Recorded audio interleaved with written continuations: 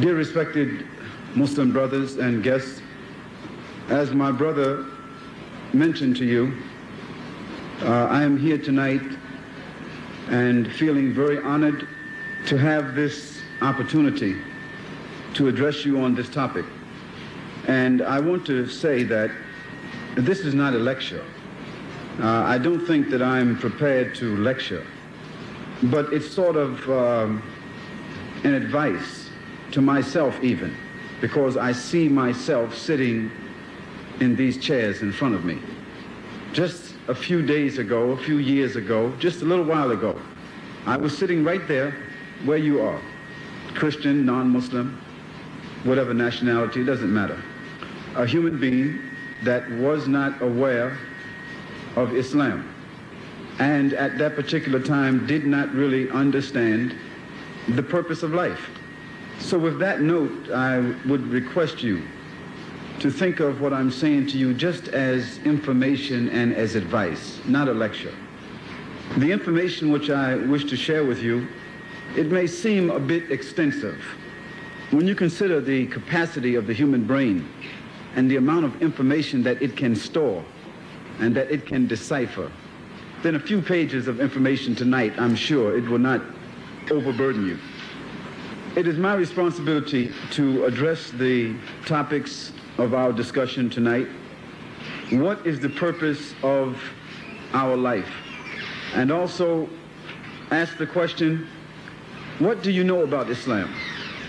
I mean, what do you really know about Islam? Not what you heard about Islam, not what you've seen in the action of some Muslims, but what do you know about Islam? I am honored to have this opportunity, and I would like to begin by saying that all of you have an equal responsibility, and that responsibility is to listen with an open heart and an open mind. In a world filled with prejudice and cultural conditioning, it is very hard to find people that are able to take a moment to think about life objectively, and try to arrive at the truth about this world and the real purpose of our lives. Unfortunately, when you ask most people the question, what is the purpose of our life? Such a fundamental and important question. They will not tell you what they have concluded through observation or analytical reasoning.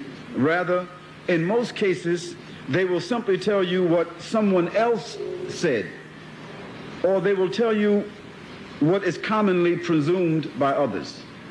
What my father said the purpose of life is, what the minister of my church said the purpose of life is, what my teacher in school said, what my friends said. If I ask anyone about the purpose of eating, you see, why do we eat? Everyone will say, in one word or another, why, it's for nutrition, because nutrition sustains life. If I ask anyone why they work, they will say, because it's a necessity in order to support themselves and to provide the needs of their family. If I ask anyone why they sleep, why they wash, why they dress, etc., they will answer, this is a common necessity for all human beings. We can follow this line of questioning with 100 questions and receive the same or similar answers from anyone in any language, in any place in the world. Simple. Then I ask you the question, why is it that when we ask the question, what is the goal and the purpose of life, that we get so many different answers? That's because people are confused. They don't really know. They're stumbling in the dark. And rather than to say, I don't know, they just offer any answer that they've been programmed to answer. Well, think about it tonight. Is our purpose in this world simply to eat, sleep, dress, work, acquire some material things and enjoy ourselves? Is this our purpose? Why are we born? What is the object of our existence? And what is the wisdom behind the creation of man and this tremendous universe? Think about that question. Some persons argue that there's no proof of any divine origin. There's no proof that there's a God. There's no proof that this universe has come about through any divine purpose. There are people who argue this way. And they say that perhaps this world came about by chance. A big bang, and this whole great world with all its orchestration just came together. And they argue that life doesn't have any definite purpose and that there's nothing that can be proven through either logic or science that there's a God or a purpose or any divine reason behind this world. Here I would like to mention a few verses from the Quran that addresses this subject, and I'd like you to listen first to the Arabic, because the Arabic is a medicine. While you're listening, you're getting the medicine. And after that, I'll offer the transliteration.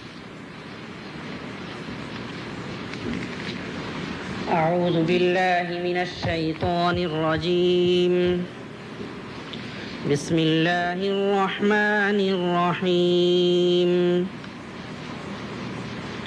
ولله ملك السماوات والأرض والله على كل شيء قدير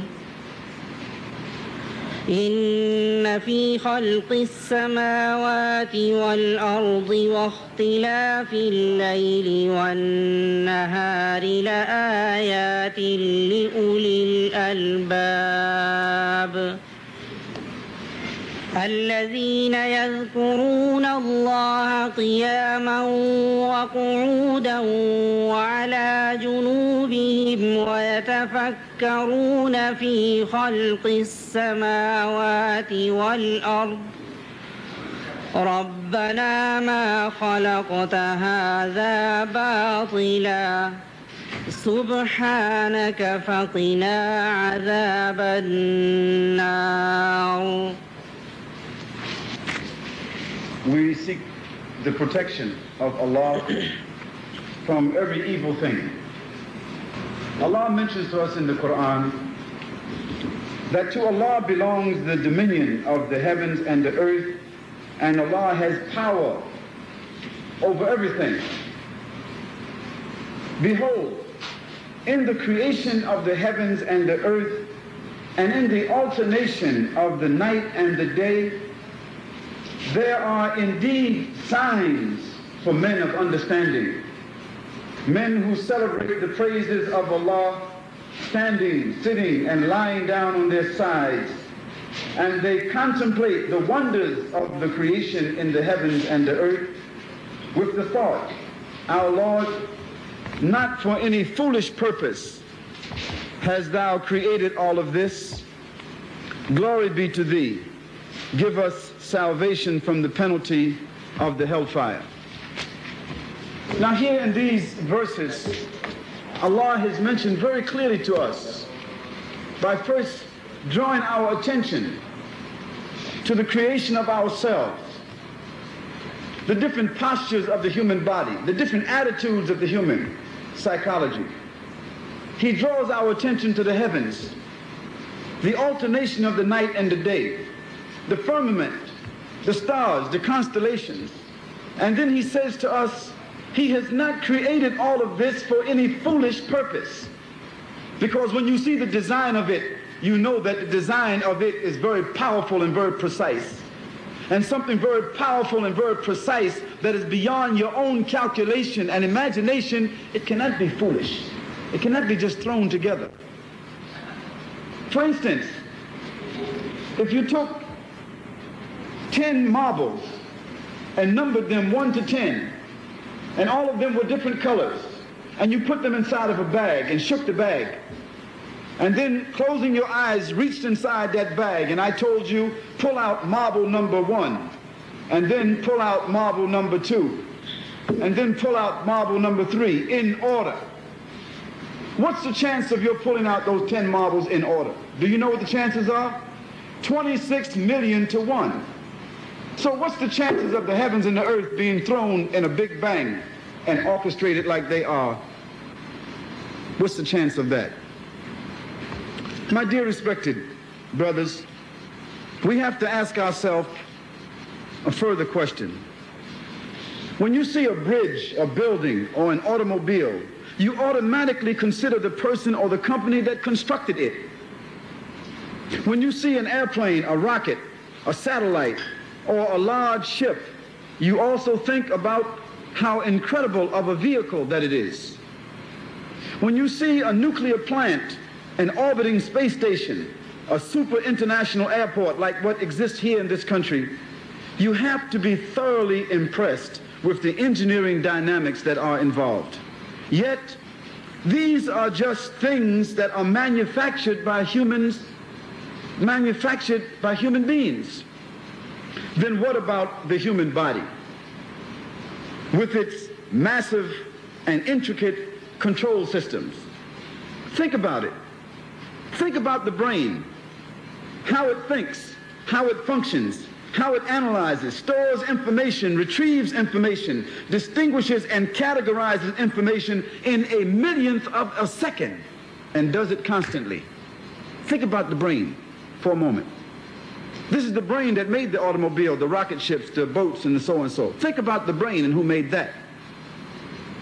Think about the heart, how it pumps continuously for 60 or 70 years, intaking and discharging blood throughout the body, and maintaining that steady precision throughout the life of that person.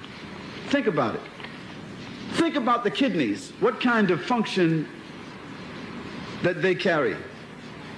The purifying instrument of the body, which performs hundreds of chemical analyses simultaneously, and also controls the level of toxicity in the content of the body. And it does this automatically. Think about your eyes, the human camera that adjusts, focuses, interprets, evaluates, applies color automatically, the natural reception and adjustment to light and distance. Automatic. Think about it. Who created that? Who has mastered that? Who plans that? And who regulates that? Human beings themselves? No, of course not. What about this universe? Think about this. This Earth is one planet in our solar system. And our solar system is one of the systems in the Milky Way. And the Milky Way is one of the constellations in that galaxy. And there are millions of galaxies like the Milky Way. Think about that. And they are all in order. They are all precise. They are not colliding with each other. They are not conflicting with each other. And they are swimming along in an orbit that has been set for them. Has human beings set that into motion? And are human beings maintaining that precision? No, of course they're not. Think about the oceans, the fish, the insects, the birds, the plants, bacteria, the chemical elements that have not been discovered and cannot be detected even with the most sophisticated instruments. Yet each one of them has a law that they follow.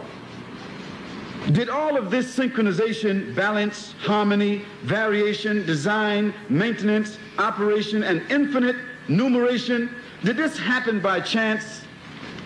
And also, do these things function perpetually and perfectly also by chance? And do they keep on reproducing themselves and maintaining themselves also by chance?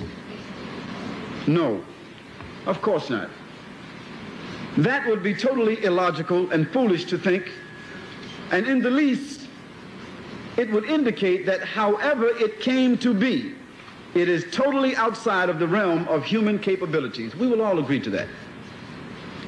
The being, the almighty power, God, the creator who has the knowledge to design, to proportion, who has created all of this and is responsible for maintaining all of this, is the only one that is deserving of praise and gratitude.